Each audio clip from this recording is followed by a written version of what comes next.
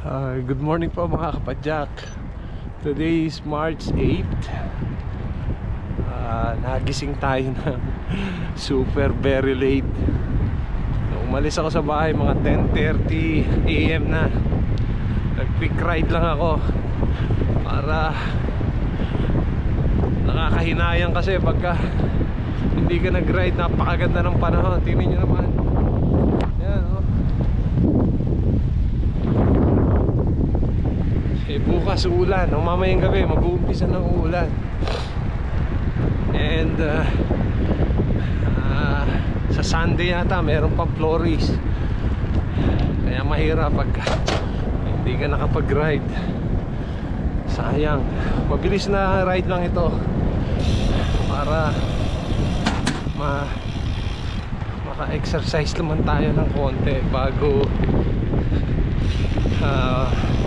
indoor cycling na naman sa mga 2 araw siguro. But anyhow, magandang umaga sa inyong lahat at magandang gabi sa Pilipinas. Shoutout muna tayo sa ating mga master kasaklay. Pau Tupit from UAE, meron siyang weight loss, panoorin nyo siya.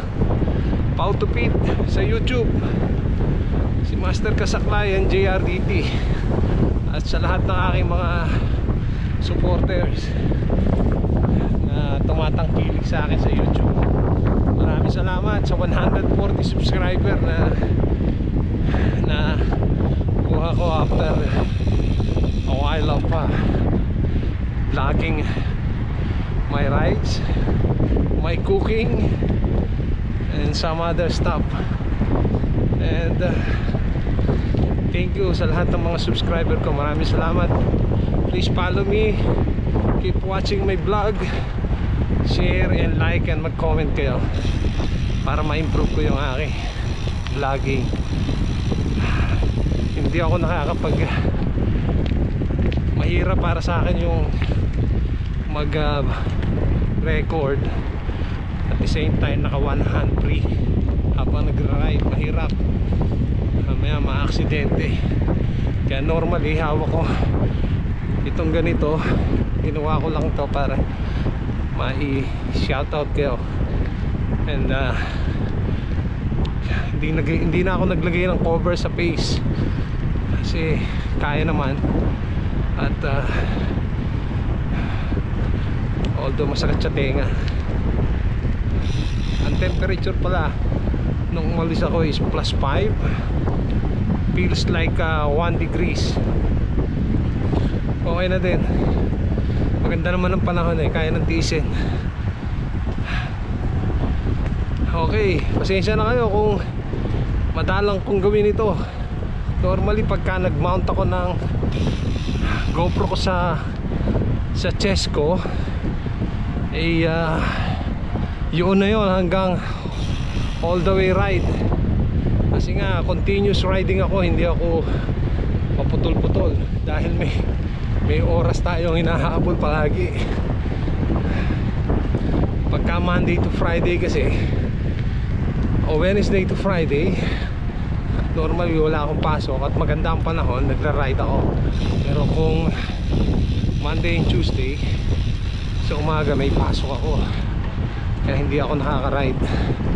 Kung maganda ang panahon, Wednesday to Sunday during summer time, ride tayo. Okidoki. Ano nangyari? Na-flat po ako. Oh, andali ha. Tutulungan natin tong naplatan.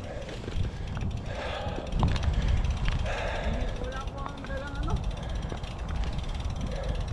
Wala po ang dalang pang... It looks like ano ka. Sandali lang mga kapadyak ha.